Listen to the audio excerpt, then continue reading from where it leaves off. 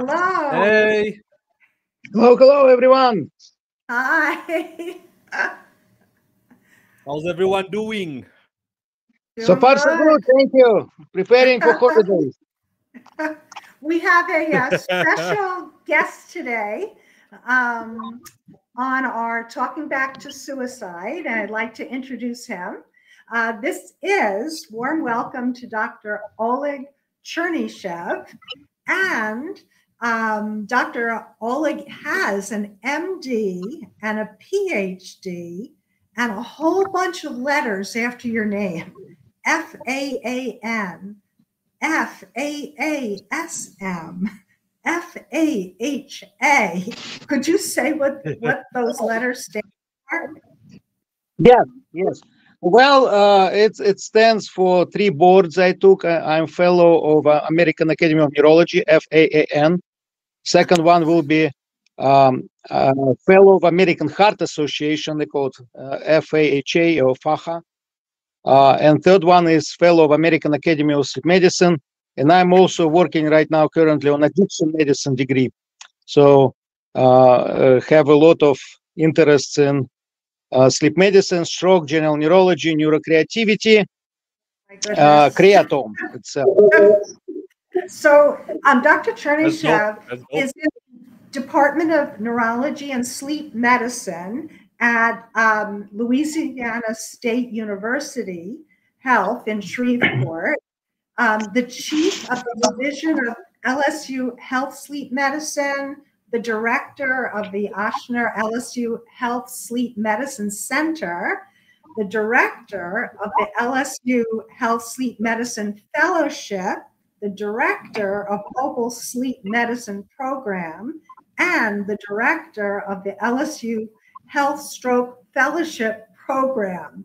So I am very excited for you to be here. I know Kino is too, because we want to learn all about sleep and why we sleep, what purpose is sleep, how does it enhance our well-being, how does, and why is it maybe that so many of us have difficulty sleeping?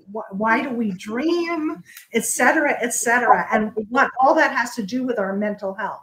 Okay, Kino. I want to say something before you actually jump in. Like, do you even get any sleep with all the positions you currently hold and all that you're doing?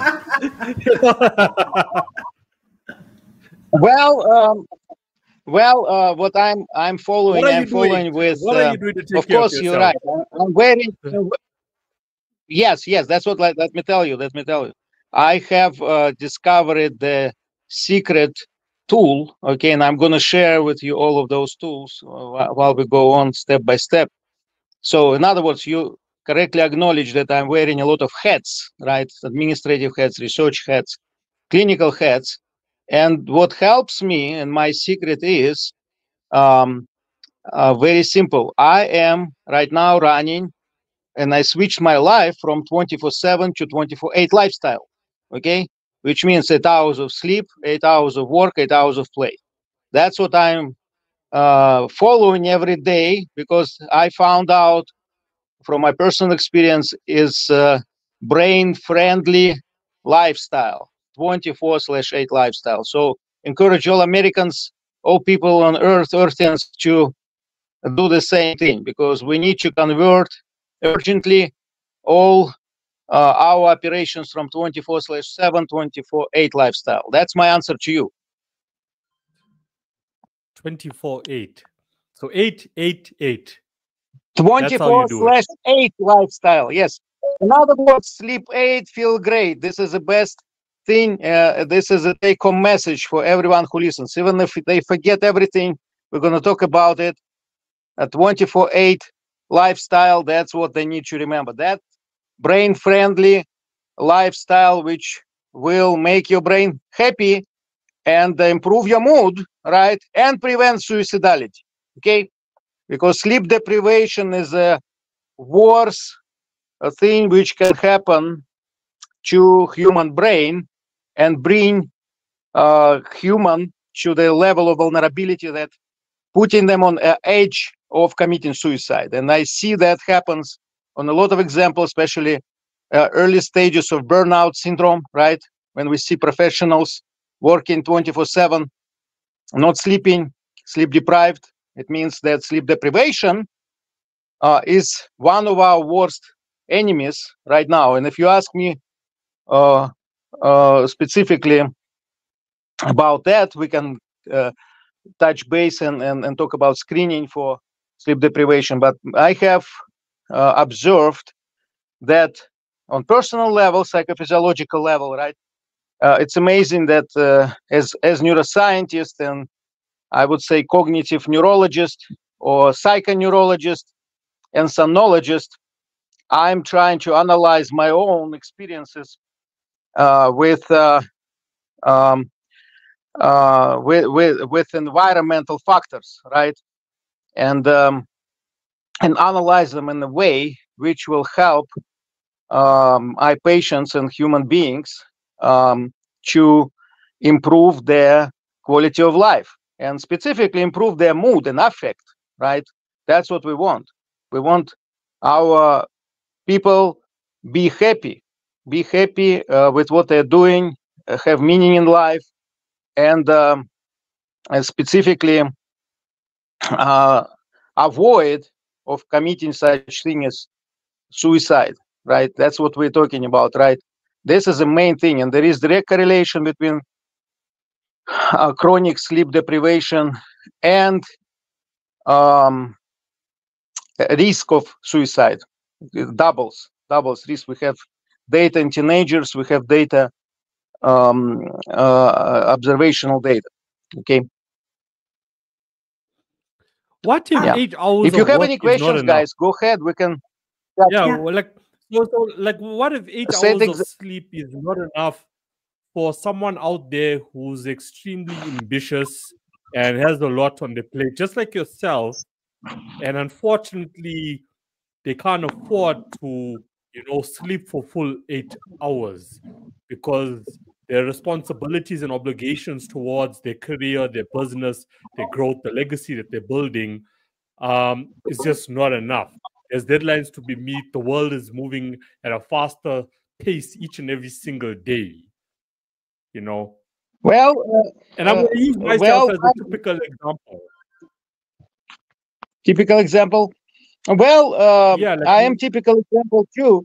The thing is that we need to make a choice, doctor. We need to make a choice. The choice is,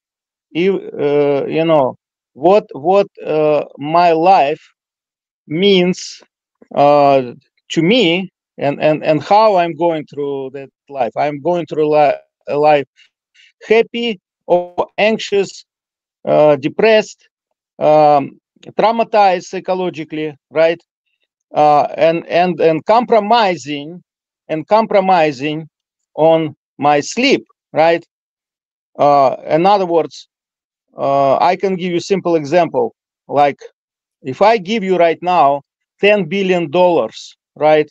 $10 billion, I will give you right now, and tell you there are strings attached to that gift. You need to sleep 2 hours per 24-hour period only. Okay? I give you those 10 billion, but you will sleep only 2 hours. And if you're unable to follow those 2 hours, you're going to give it back to me. Are you going to be happy? I guarantee you, you will hate those $10 billion. You will hate life. Okay? Yeah. And you will end it. You will end it one way or other way. You will either give me my money back, or Dr. Kaufman can probably tell you that there will be high risk of suicidality then. Okay? In other words, the brain will not tolerate it. So there are, of course, ways to handle it. You can use strategic napping, and there are strategic ways to help your brain to survive. But rule stays the same. Sleep is a human right. Okay, you need to remember that. Your sleep is a human right. It's your private property. It's like genetic code. It's nobody's business. No, what is going on in your bedroom? It's not government, not corporation, neither even significant other to disrupt your sleep. It's yours, and it belongs only to you, and it gives you only neuroprotection you need to prevent you from trouble. Okay, That's what my message to patients usually, because I know that sleep is neuroprotective. Sleep is a great mood stabilizer.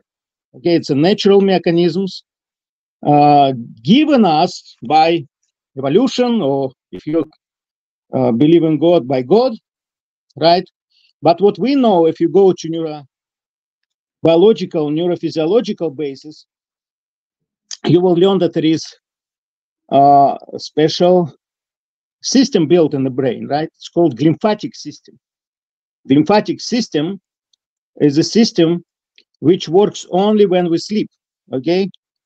In other words, it's a system which cleans our brain through the diffusion of solids from arterial to venous bed, through the sinuses, venous sinuses in the brain, and through tissue to eliminate all toxic substances such as tau, proteins, phosphorylated tau, amyloid, right? All of this causes for neurodegenerative disease. So in other words, it rejuvenates us, it rebuilds our brain when we sleep.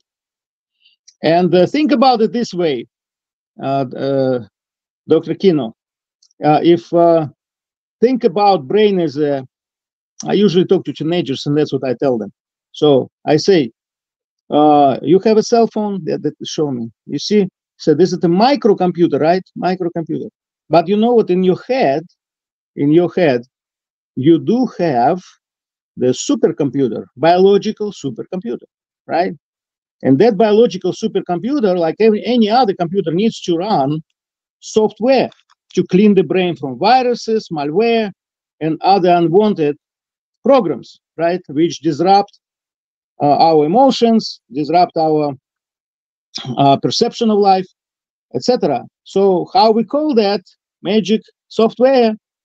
Sleep, right? The trick only, it requires adult between 7 to 9 hours, actually. On average, you can say 8, right? And adults should be 7, 9, and children even more, because growing brain or maturating brain needs myelination. Myelination happens when we sleep. So in other words, that magic software called sleep needs to run 8 hours. 8 hours to complete the job, right? And after that, I ask them question. So what device is stronger, that little microcomputer which you're watching all night, or your supercomputer, which is your brain? And you know, surprisingly, they all understand that supercomputer is winner. Okay, so that's what my answer for you. Sleep 8, feel great. Okay, repeat after me. Sleep 8, feel great. Okay, and that's all. Sleep no 8, exclusions, no exceptions. Oleg, yes, sleep 8, feel great. I know that during sleep there are different phases of sleep, different brainwave patterns. Could you explain a bit about that, and also the idea of why is that happening? You know, what process is happening in the brain when we're sleeping? Yes. Well, you're entering huge field of sleep neurobiology, right? Remember, the big picture is, like I'm saying, brain-friendly lifestyle, 8 hours. So remember, our brain operates in different modes. Like you drive in your car, right? Different modes. Could driving in sport car level, normal level, or just when you go through snow, it slows down, right? So in other words, brain cannot perform all the time on the highest mental level. It's against the rules. And so in other words, there is a very simple mnemonic which our medical students usually utilizing for brain activity, right? And it's called do the alphabet. Do the alphabet, right? So it tells you pretty much all frequencies which exist in brain depending on the mode operation, right? For example, DO, right, will stand for delta sleep, and delta sleep is a deep sleep. Okay, it means 0.5 to 4 hertz, right? That's what the frequency of that brainwave if you look at the EEG, right? So V stands, THE, right, stands for theta, right, waves. So those are between 4 and 7 hertz, very slow, but faster than delta. And those you usually see, in other words, delta sleep you usually see in deep stages of sleep, like non-REM sleep, third stage, right, stage 3, right? And theta rhythm you will see in stage 1, 2, mostly, right, and REM even. But stage there, alpha, right, alpha rhythm, it's 8 to 13 hertz. So an alpha happens when we relaxing with closed eyes, awake with closed eyes, right? And we see that alpha rhythm. So it's relaxation mode, so-called, right? Wakefulness and relaxation. And this happens like at the beginning, transitional stages of sleep. So you go from alpha, in other words, when you're relaxing, right, to theta and delta. And after that, during like in every 180 minutes, REM sleep comes and we kind of wake up. But during REM sleep, it's like very active sleep. But humans are paralyzed during that time. During that time, they're dreaming actively, can remember dreams when waking up. Only they wake up from non-REM sleep and deep sleep, like delta sleep. They don't remember things because it's so changing their alertness and putting them in a deep relaxation. Okay, so in other words, if you look at the consciousness, this do the alphabet is pretty much the frequencies human brain is operating throughout 24-hour period. And I want to mention this beta sleep, right, 13 to 30 hertz, and there is even gamma sleep, which 30 plus hertz, and temporal lobes, right, when somebody is performing high mental activity, like I'm doing right now. My gamma waves are operating, and I'm trying to penetrate my psychodynamic energy inside you, and deliver the message, right? So, but usually wakefulness, active wakefulness, runs between 13 hertz and high mental activity 30 plus. After that, if you continue raising that frequency, you go to psychosis or seizure, right? So your brain cannot. In other words, you can imagine mental activity and conscious activity pretty much happens all the time. Even when you sleep, there is a so-called sleep mentation. That's why we're dreaming, Dr. Diana. Remember that? You ask me, well, why are we dreaming? That's what we're dreaming. When processing information we receive during daytime, pieces of that information are sticking in the head like Tetris, you know, organizing, and what needs to stay will stay, what memory you don't want, and harmful memory will be cleaning, right? And that's why you want harmful memory to clean, because if you have PTSD and nightmares coming, that's what happens. Brain trying to clean itself from that. And that's why you need to have good quality and quantity of sleep to promote that. Okay, so in other words, think about this process, 24-hour period, you know, going from like steps, going steps down and up, down, like down and up, right? So you're always going. And sleep is a very rigid phenomenon. So in other words, every 90 minutes you go from deep to active sleep, again, deep, active, 5 cycles like that. And if you don't respect it, you will not get that, you will not obtain that cleaning of the brain, right? So that way in the morning, when you wake up, you will feel tired, fatigued, foggy, right? Mood will be on the low level, right? And that's why we have this terminal awakening in suicide, right? Because they wake up and feel so empty, like hole is then heart, and they don't have any hope for anything, and they do commit suicide. You know, that's what happens, because that's an important component to protect the stages of sleep and wake up and right stage of sleep. We're working on that. That's what a 24/8 lifestyle will accommodate. I wanted Did I answer your question? Actually, yeah, I want actually what you said about that 90. What you said about the 90 minutes is what I wanted to bring up. If I remember correctly, it's called sleep inertia or something around that.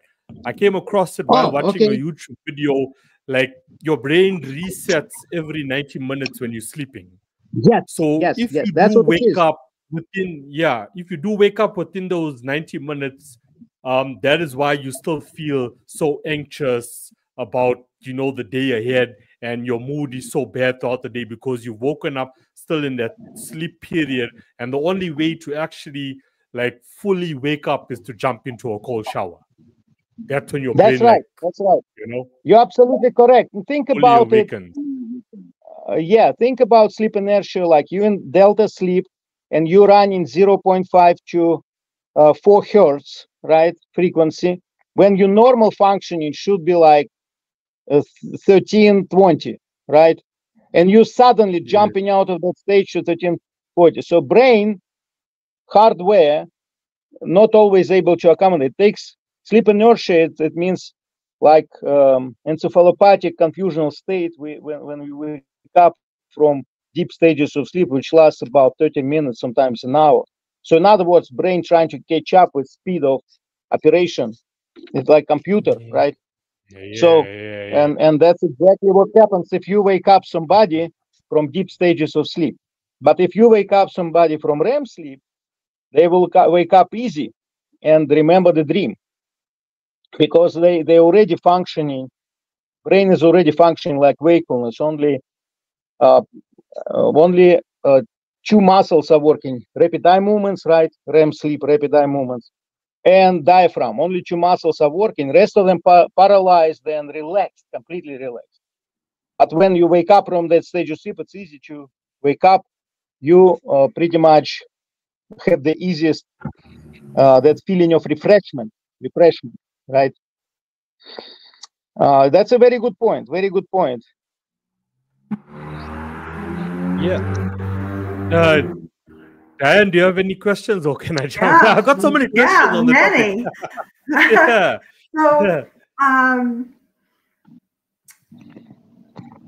share some insights around what provokes someone to develop insomnia, and what we can do, to help ourselves. And parenthetically, I want to add that I have a friend, thankfully, who is doing very, very well now. But for a number of years, she really had a terrible depression. And part of that depression was related to her inability to sleep. That was so pressing on her that it was making her mood disorder even worse. And I understand there's a back and forth. Major depression can cause one of the symptoms is lack of sleep, of a symptom of depression, and lack of sleep itself can exacerbate or bring on, a mental health disturbance. So maybe you could speak a bit on insomnia, how it starts to develop, and what we can do to help ourselves, because I know that it's a big problem, insomnia. Yes. Well, what you're describing, it's called psychophysiological insomnia. So in other words, that's a difficulty of transitioning from what we described, 8 hours of sleep, 8 hours of work, 8 hours of play, and again 8 hours of sleep, right? So you need to go through these stages. So in other words, people working, and typical psychophysiological insomnia, they're working at their bedroom, right? They're answering pages, they're answering text, they communicate, and what happens? Their brain is engaged already when they're in communication, right? They're running pretty much on high frequencies, right? Like on 30 hertz or 20 hertz. 30 hertz activity, beta waves, right? Plus, they have argument with significant other in the same bedroom, right? And get emotional attachment to that argument and that pain, psychological pain, and all together, the bedroom becomes enemy. Okay, so in other words, bedroom in the brain is not associated anymore with relaxation, with positive emotions, right? All these memories will be driving individual and exacerbated by doing some or watching TV or doing other things with screen, with cell phone, right? Or with emotional engagement with somebody. So in other words, all of that will perpetuate itself, right? And all of that will trigger itself. And that's why we recommend do sleep hygiene. That's a sleep hygiene. That's why 2 hours prior to sleep, you need to slow down, right? You need to slow down.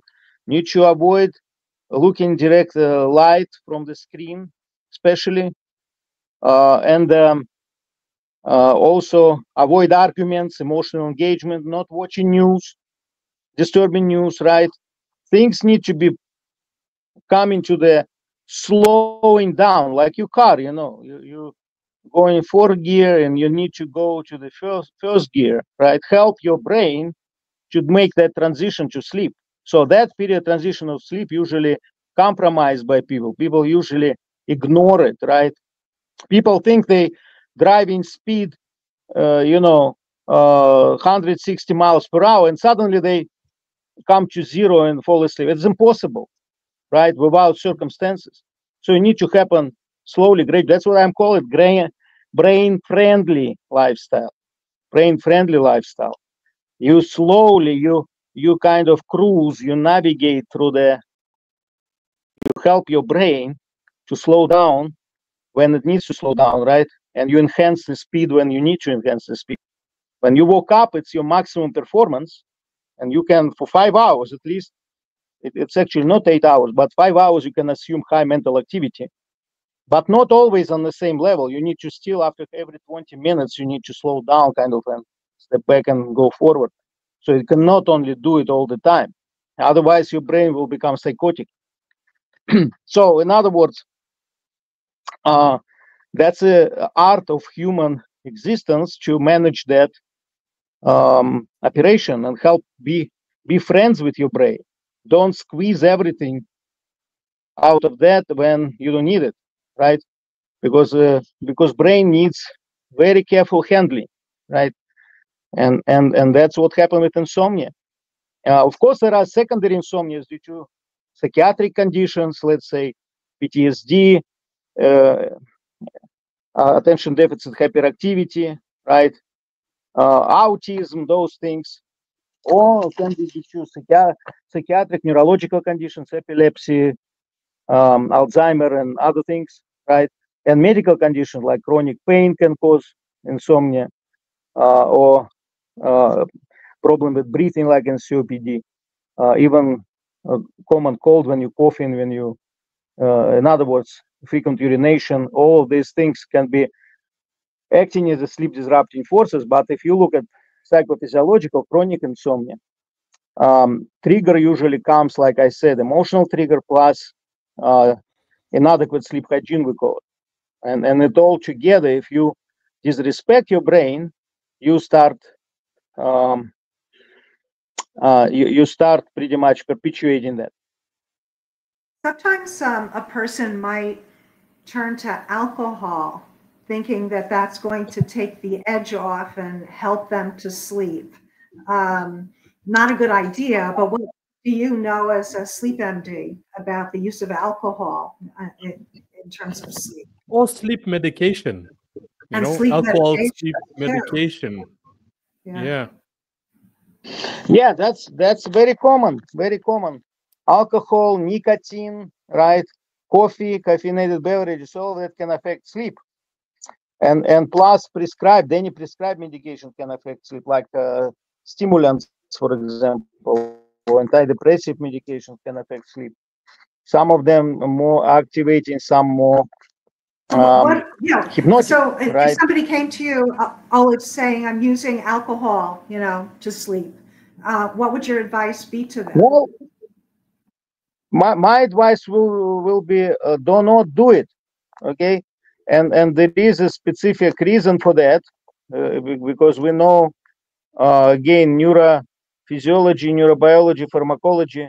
In other words, think about, I will tell this person, think about alcohol as a poison, okay, chemical. And what you're trying to do, you're trying to enhance chemical sleep. And that sleep is pretty much very short lasting. And it will be, because alcohol is GABAergic drug, or compound which suppresses GABA release in the brain, okay, or replaces it, right? It inhibits the brain pretty much. And while it's happening, glutamate system, activating systems get counteraction, right? And once alcohol is getting out within 3-4 hours, right, when you fall asleep, your activating forces, glutamate system will bounce back, and you wake up. So your sleep will be disrupted. It will not help you. In fact, it can even provoke if you have depression, coexisting depression not treated, that can provoke suicide very easily. Because that sudden awakening from deep stages of sleep will cause this psychophysiological sense of emptiness, confusion, and worthlessness, and all these psychophysiological feelings which provoke that suicidal act, right? That's what happens very commonly. So that person who wants to get better sleep should not drink alcohol, okay? What about the use of sleeping pills? I'm thinking of another friend of mine who has had difficulty with sleep, but has been on, that's a low dose, but they've been on sleeping pills for years, probably decades. And sometimes I wondered to myself, like, is that medication still indicated after all this time? Again, it's an individual basis, but what are your thoughts about sleep medication? Well, we have FDA approved a lot of medication for hypnotic use under supervision of medical doctor, right? So that's a key point here. So you need to work with insomnia specialist, with sleep doctor, to find the right dose and safe dose for management of insomnia you have, right? For example, somebody has insomnia due to chronic pain, so pain management definitely will help in such situation, right? Or if it's psychophysiological insomnia, cognitive behavioral therapy is much better for insomnia than medication. So sometimes combination of cognitive behavioral therapy plus medication, that's actually shown by studies as a perfect combo, and cognitive behavioral therapy is a winner actually for management of insomnia. It needs to be, in other words, qualified, specialized care provided under supervision, with supervision of doctor, right? And then therapy and strong medications can be used for that, with caution, of course. But if you're using it on your own and buying on the street, God forbid, don't buy anything on the street, okay? If people come to you, offer something, just tell them, get lost. Don't accept anything from the street, because those things are damaging right away, because nobody certified those medications. Nobody knows what it is, okay? Nobody knows what it is. Could be any type of poison which can kill you instantly. So to sum up that question, if you go, Kina. medication, sleep medication is certified by the FDA or whoever the medical authority is in any country, it won't affect your life in the long run. Like, I'm just looking at that point of view. So you're using the medication, it's been prescribed, it's legal, your doctor has recommended it to you. But as you know, Diana said, her friend has been using it for several years. So is it good for a human to be using it for such a long period of time? Even though it's certified, it's legal, it's approved. That's what we do. If together with sleep doctor, if we found the optimal dose which will help patient, right, and we found it safe to use for a long period of time, no problem.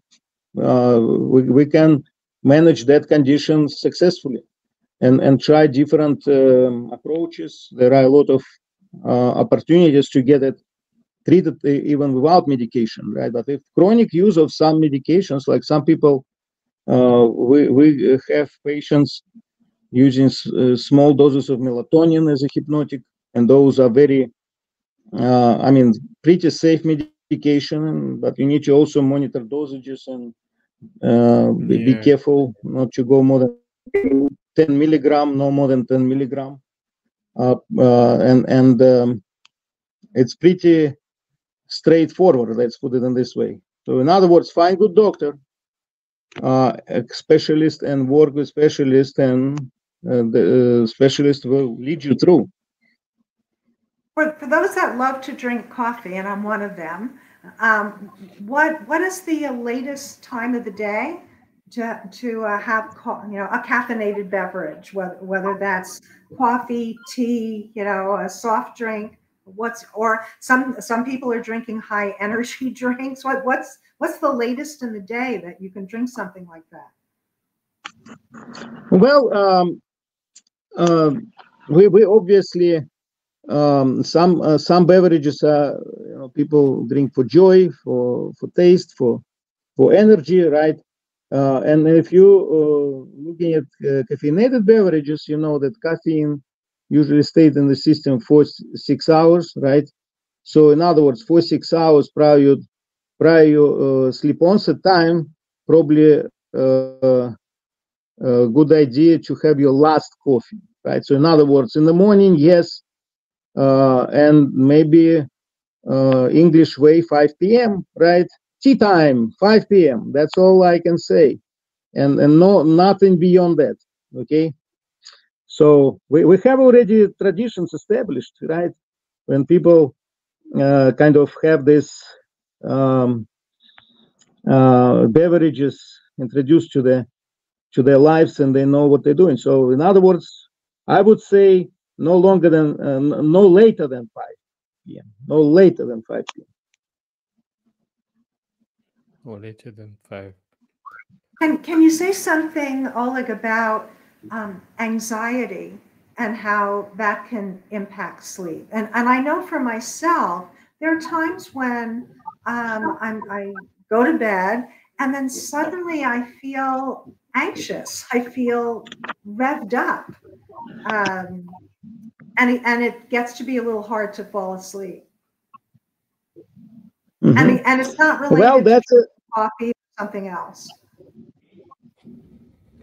That's what I mean. It's all related to transitional period, right? Those 2 hours before actual sleep onset time, or when you feel, or 2 hours prior you're physically in bed, right? It first of all needs to start with routine of winding down, right? So avoiding activating factors, number one. If you have anxiety, actually, what you can do, you can have that scheduled anxiety time. So, for example, if you go to bed at 10, you can say at 6 p.m., I'm going to special anxiety room and stay there for 15 minutes and just do worry about everything. Worry 15 minutes. But once I got out of that room, I'm not worrying anymore, okay? And when you come into the bed, you tell your anxiety thoughts start coming. You say, hold on, I'm going to do it tomorrow at 6 p.m. That time I have anxiety room, I have anxiety time, and I'm going to do it. It's one of the tricks, works really well. Have you ever tried it? No, I have not tried that. But you're inspiring me. Try that. And Yes. I'm learning from speaking with you, because I have to say, I don't wind down in the evening.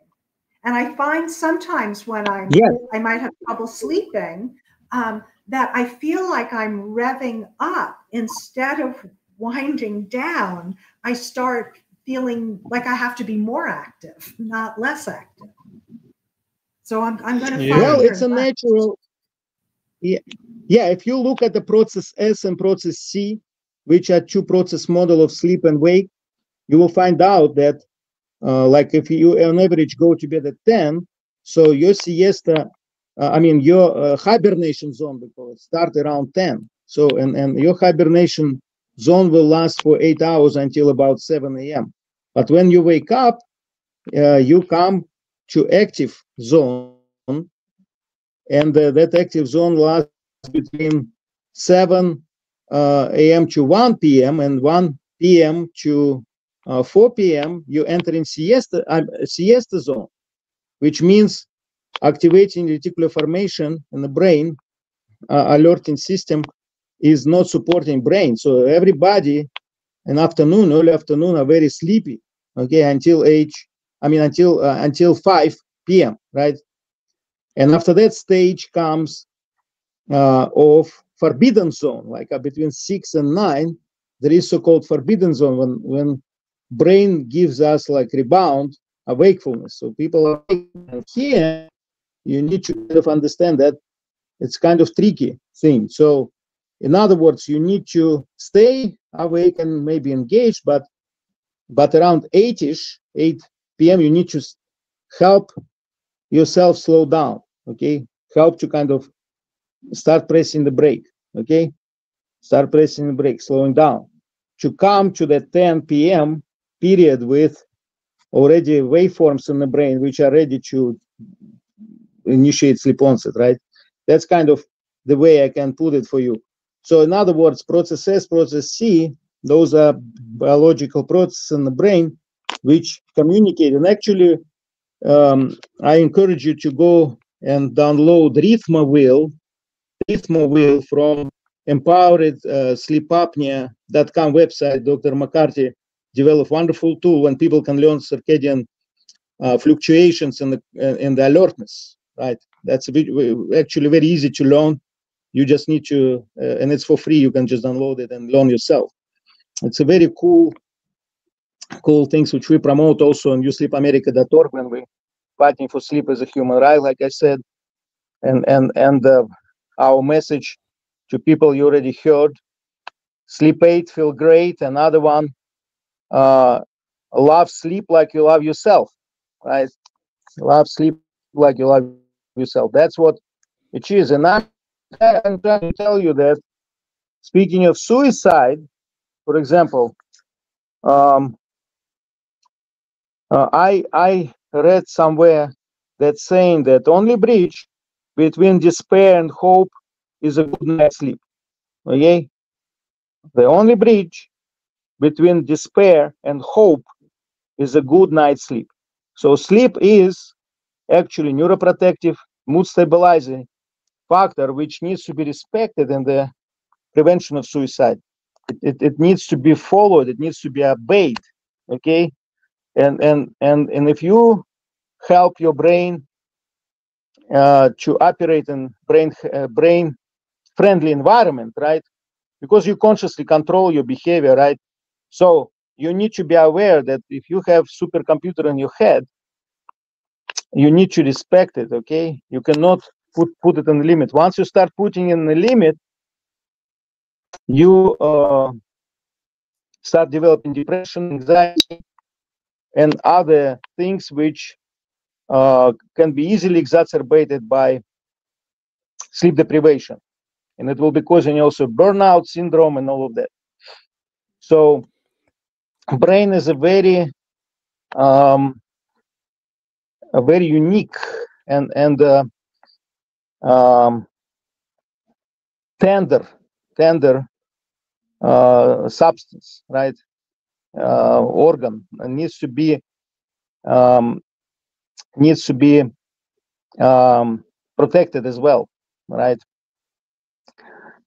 That's what I for sure can tell you. Yes.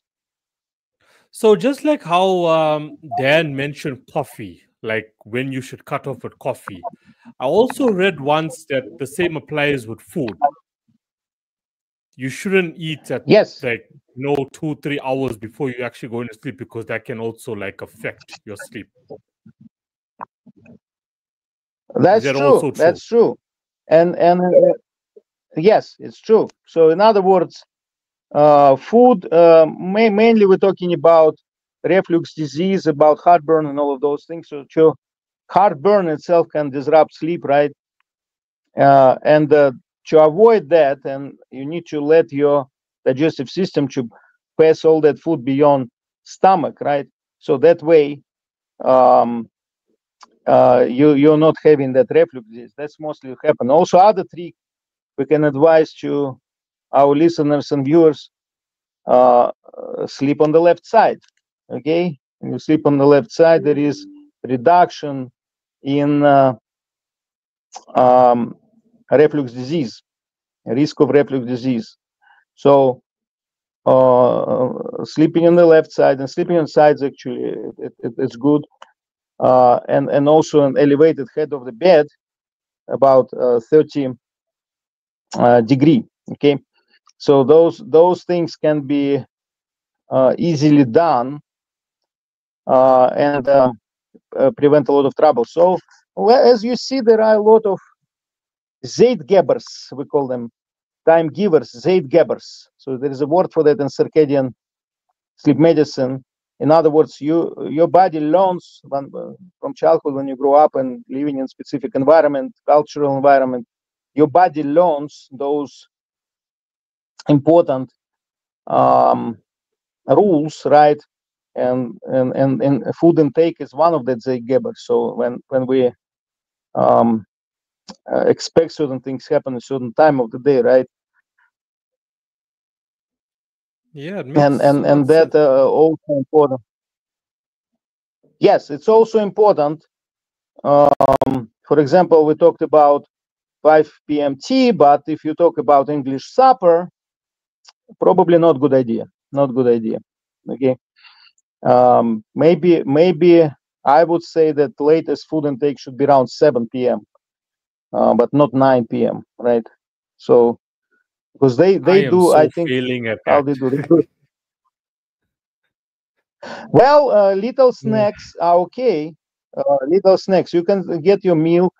You can. It could be anytime. You can get maybe a little bit nuts. But not full meal. So if you have some little handful snack, that's okay. But you don't want to get like 30-pounder steak, ounces, and then you don't want that happen. Maybe one piece will do it, but not like full meal. So, okay, I got an interesting question. We've spoken about the conscious. Okay, now the subconscious. There was a period that I also, and I still do it now and again, but I don't do it as much as I used to do it, because I try to also keep a distance between my phone and myself while sleeping, because that can also affect you. So in this digital age, now you have like these sounds online where you just plug in earphones that helps you actually to fall asleep, and it actually programs your subconscious in the same breath. So I've tested it out. It does also work, but is it good for you? What I understand you're asking, is it good for you to keep cell phone next to you? Okay, so not I'm just talking about like the average person out there. So I used to use my phone, to listen to these different frequencies that will help me fall asleep, and in the same breath also reprogram my subconscious.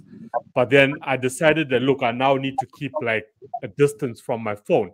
So for those who can only like say afford a phone and not like iPod, for example, you know, would it be like, you know, recommended? Because like there's this fine line now.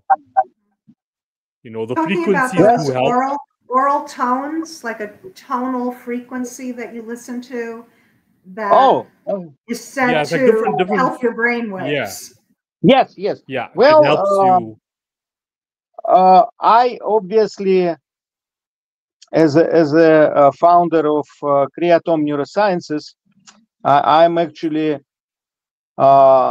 in support of meditation, because meditation, that's exactly what you need to learn to slow down with your consciousness. In other words, you can teach your brain to slow down very quickly, right? Like we talked about it, the transition period, 2 hours, right? You can achieve it faster. And a lot of humans, they utilize those programs you're talking about, like white noise, right? They're utilizing soothing softwares and YouTube. They have a lot of music there, different types of music. What we know that it should not be loud music. It should be under how to say the threshold, on the threshold. So the threshold of white noise should not be above threshold of your thought. Okay, so in other words, you need to hear that, but it should not dominate your. You might not even understand what it's talking about, you know, but you need to hear that. Like some people listening to, like train, moving on the train, remembering.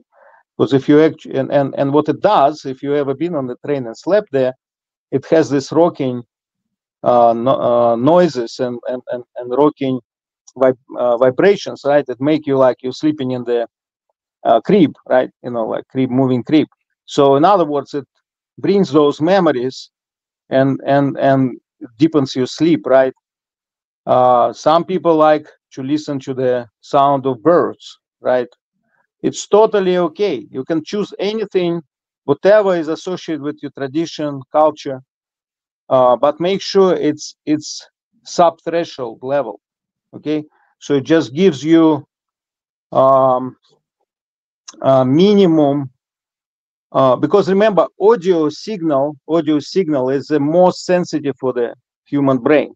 In other words, evolution made up us in the way that if you're sleeping on the ground and you hear a dinosaur coming, right, you will wake up to run away. So, in other words, if you start doing heavy metal, right, your brain will respond. You know, evoked potentials will respond. It will wake you up automatically, because this is the most sensitive signal. That's why we have these fire alarms, right? Because they wake you up if you even have deep sleep, right? So you want that audio signal to be sub-threshold, which will be like a whispering, you know, white noise level.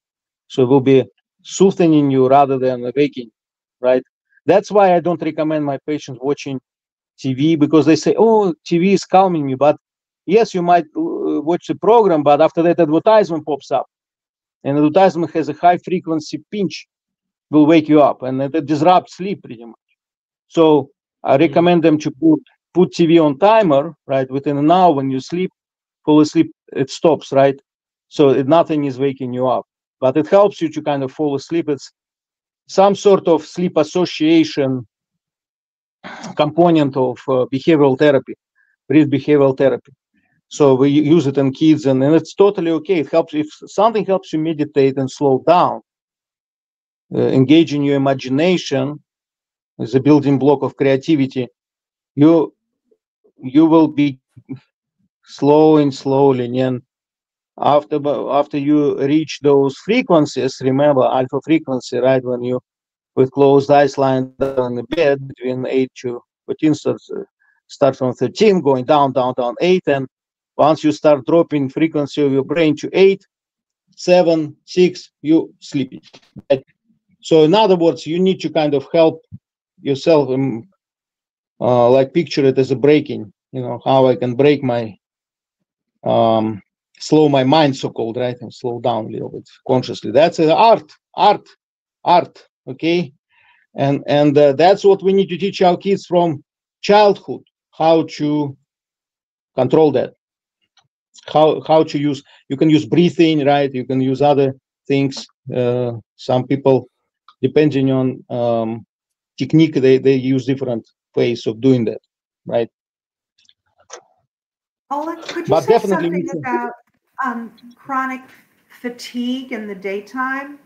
I know that, sleep apnea, can be a cause of that, and sometimes people may not be aware that they have sleep apnea. But could you say something about tiredness during the course of the day, what to do about it, and how that also can affect our mood?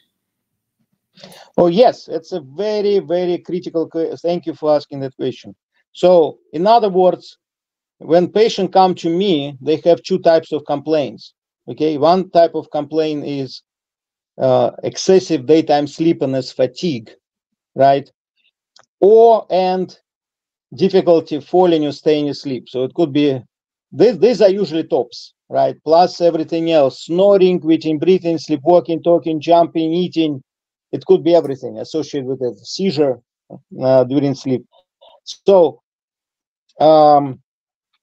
obstructive sleep apnea, obviously, because of obstruction of upper airway happens, right? The closing up airway when somebody sleeps, it collapses. It cuts oxygen access to lungs and brain and heart, right? And as a result of that, if you suffocate and you sleep, you need to wake up to breathe. And it happens many, many, many times, putting person from deep sleep to shallow sleep. And they cannot even enter deep sleep because it wakes them up, breathing problem, right? As a result, they wake up sleep deprived, right? And in other words, the quality of sleep is disrupted. Even though they maybe slept 8 hours, they say, oh, I go to bed and, 9 and wake up at 9, even 12 hours, right? But still they wake up with this fatigue tiredness because quality of sleep was compromised. And of course, treatment is CPAP machine, breathing machine, or other technology now exists, can be discussed, and for sure. But most important key here, we're coming back to original point, is sleep deprivation.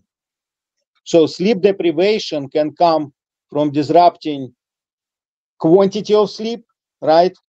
So quantity means 8 hours, sleeping less than 8 hours per 24-hour period, right? Or not sleeping at all. It could be acute sleep deprivation or chronic, when you sleep like 4 hours every night, no, not 8, right? And that depth accumulates in your brain and makes you tired. Remember, you cannot clean those toxins. Getting tired, start hallucinating, mood became very low, unpleasant, and you commit suicide. So sleep deprivation can come from sleep quality, right? Like obstructive sleep apnea, restless leg syndrome. It could be chronic pain or something wakes person up, coughing, right? Something wakes you up, disrupts your sleep, can do the same thing. And if they are combined, let's say you have obstructive sleep apnea, you're sleeping 4 hours, right? Only, it means, think about it, problem multiplies, right? So you need to really see sleep doctor here. And I would like to also offer you guys, your audience, I don't know how many people are going to watch us, that sleep deprivation screening tool, which we developed here, LSU Health Sciences Center, called SCREAM, okay? SCREAM. So each of them represents screening variable, right? Like first one, experiencing sleepiness, stress intolerance, sleeping less than 7 hours, S, sleeping less than 7 hours and being sleepy, right? C stands for concentration, cognition problems. R stands for restlessness, irritability, tension, malaise, headaches, or GI symptoms due to sleep loss. E stands for energy reduction, tiredness, fatigue. A stands for attention problems, accidents, errors at work while driving, social employment dysfunction, medical errors, including for residents, we have medical residents. And M stands for mood disturbance, memory impairment, motivation, initiative reduction.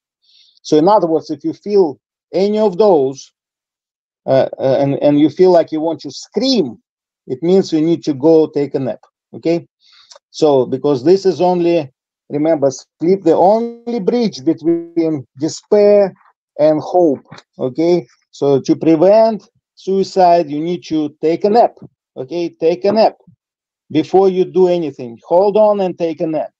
Okay, that's what we advise now with Dr. Dan. Okay, Dr. Dan, I think you will support that message, because sleep is one of the mood stabilizers, needs to be respected and used if nothing else is happening. Before you go for suicide, take a nap. Okay, and after that, rethink it. Sleep on that problem, right? Sleep on that problem. We know that it exists in our culture. People say sleep on it, right? So don't jump to the conclusions. So use that screening tool. Okay, it's a very useful tool. Will help you quickly identify if you're sleep deprived, and after that, go sleep doctor and talk about what causes that sleep deprivation. Either it's quality of sleep or quantity of sleep, right? Maybe it's sleep disorder, which needs to be addressed: restless leg, obstructive sleep apnea, central sleep apnea, obesity hyperventilation syndrome, right? Sleep-related hyperventilation, hypersomnia, right?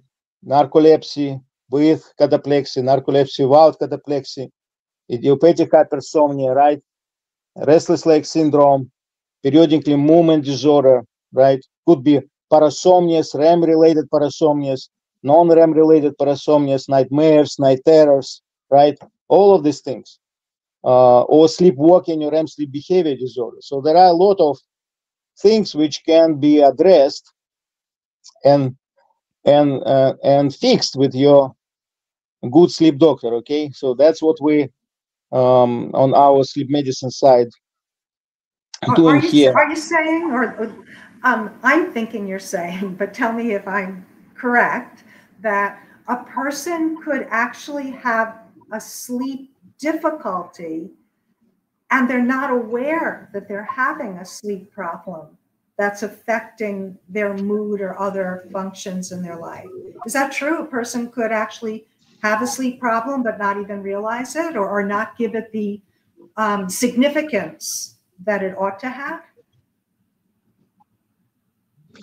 That's what the whole thing is, that our people, especially in the United States of America and throughout the world, the same thing.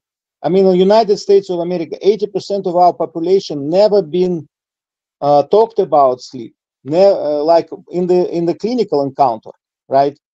And they are diagnosed with sleep disordered breathing, obstructive sleep apnea. They just totally out of screener, right? Out of radar. So, and many people, unless we do sleep study, would not know if they have sleep disruption. They just feel tired, fatigue. That's a trigger. If I feel tired and fatigue during daytime, sleepy, right? And if I feel difficulty falling and staying asleep, here it's kind of easy, then it's time to check your sleep out. Talk with physician and find out what is happening or not happening, right? And maybe some small adjustment with circadian rhythm or adjustment of medications can help, like you say, oh, I'm drinking coffee at 10 p.m. and don't sleep, right? And after talking to me, you probably say, oh, Doc Chenchev said 5 p.m. So let's try it. Oh, 5 p.m. Now I'm great. At 10, I'm ready, right?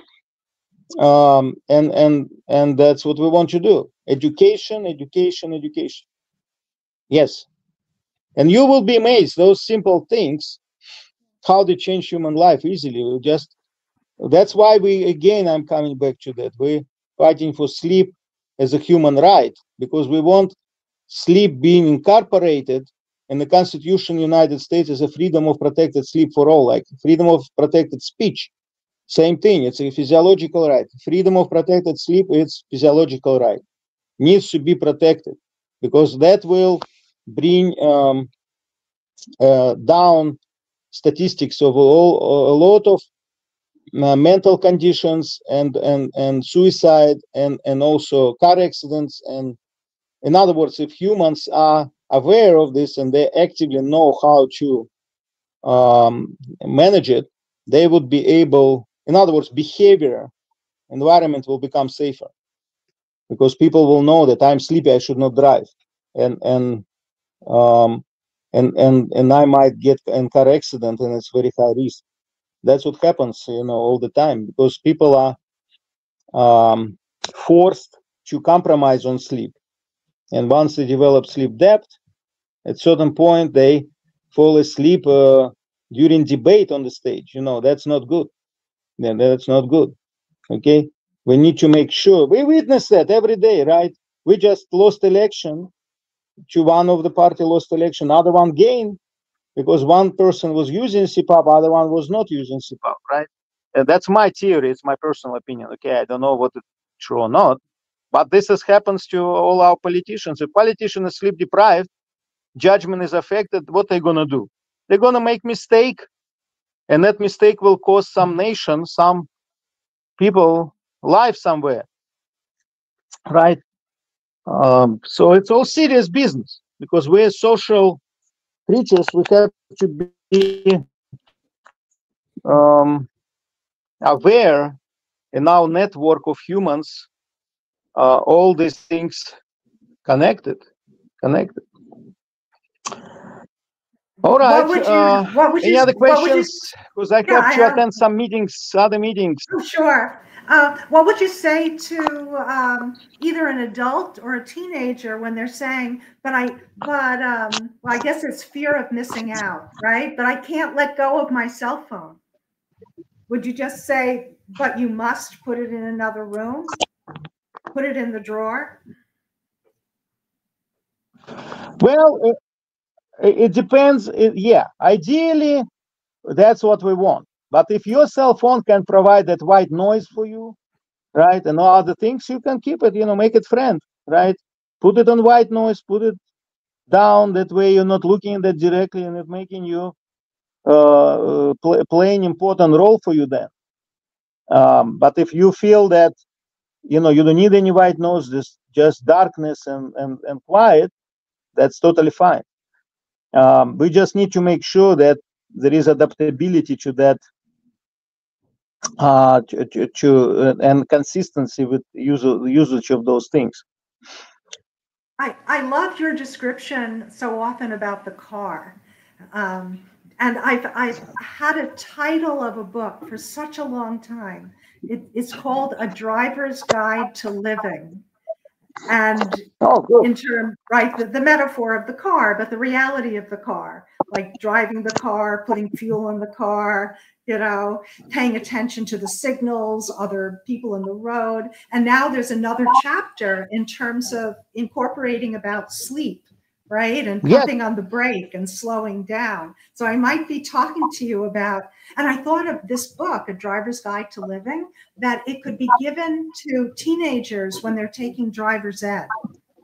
Yes, exactly. It's a great idea. I like it. It's very good. Yeah, we'll talk about it. Kina, do you have any last questions? Yeah. Dr. Ossi, I got one more question, and it's linked to teen suicide. So teens are put under pressure by their parents, by their family to do the best, get the best marks in school. And this means that they want to say, okay, look, I am going to sleep 3-4 hours a night because this is the expectation that I have for my family. This puts them under pressure. They are sleep deprived. It leads to suicide. What message can we push out to parents on the show? Well, parents need to understand. For parents, message is very simple. Sleep 8, feel great, right? For the teenagers, sleep 9, feel fine. Okay, that's what we want because teenagers need to sleep 9 hours per 24-hour period. I mean, you can do it like maybe 8 plus 1 hour of nap during daytime. You kind of split it, like do siesta. In other words, what I'm trying to tell you, before they study during daytime, they can take 1 hour nap, okay? Or 20-minute nap, 20 to 1 hour nap. Usually 20 minutes is a good power nap, cat nap. So, and don't feel guilty taking naps, okay? Only remember, like if you take nap in the late evening, it might actually promote your insomnia, you know, like you will not be able to fall asleep. But latest nap you should take no later than 3 p.m., okay? So in other words, taking nap is fine, and for teenagers, sleep 9 feel fine, because this is very important for developing brain. Because if you remember, adolescents, right? They have still brain is myelinating, developing, okay? And you need to have sleep to complete that. And they're growing also. Growth hormone releases during sleep. So you have to give them that opportunity. And if you cut in their sleep, so their brain is gonna make them sleepy, very sleepy. They will not be able to sit in class and remember what's going on there. They will not be alert to do things. So it's important to pay attention to those things. And of course, screen for narcolepsy, screen for obstructive sleep apnea, those things. There is I'm sleepy questionnaire. There are other questionnaires we can be using to identify if there is any sleep disorders, right? That's what needs to happen. Oleg, I'm going to be emailing you for the links to what you've talked about. So we could add the links to the Scream and, you know, other things that you mentioned in the description to the podcast. Yes, it's on usleepamerica.org. When you go in educational portion, you can find that. Yes, Scream description of that screening tool. And also we have a lot of things on advocacy we're developing right now, trying to reach our legislature to do those things. Of course, it will not take only, you know, it will take a long time. I would say it will not take short route, but obviously somebody needs to move through that and advocate for people, because I'm telling you, the simple things everybody can do and protect themselves from this, protect their brain. Actually, that's why if you protecting your sleep, you're protecting your brain from trouble. And that's what people sometimes ignore. And you listed earlier which reasons: need to work, need to do this, need to study. So they find a legitimate excuse but they need to remember that they pretty much are not helping their own brain when they do that. So they need to find the time then to let their brain slow down, okay? And naturally help brain, like exercising, in other words, you need to kind of stay in this triangle of health: nutrition, exercise, nutrition, exercise, and sleep. That's important things. Thank you so much. I think I'm going to get a good night's sleep tonight. And hopefully the nights after. Yeah, we always pray for that. Yes, that's important. Good sleep. Remember, it's only bridge you have between despair and hope, right? That's your good sleep. We can say that. All right, guys. I really appreciate talking to you, and we can, continue maybe some other podcasts and collaborate in our activities. And I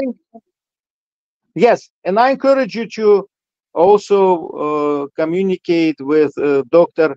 David McCarthy. Please write him letter on empoweredsleepapnea.com. So he is a great educator. He can even give you 25 podcasts in addition to what we were talking, because he dedicated his life to education and make this complicated concept to so simple,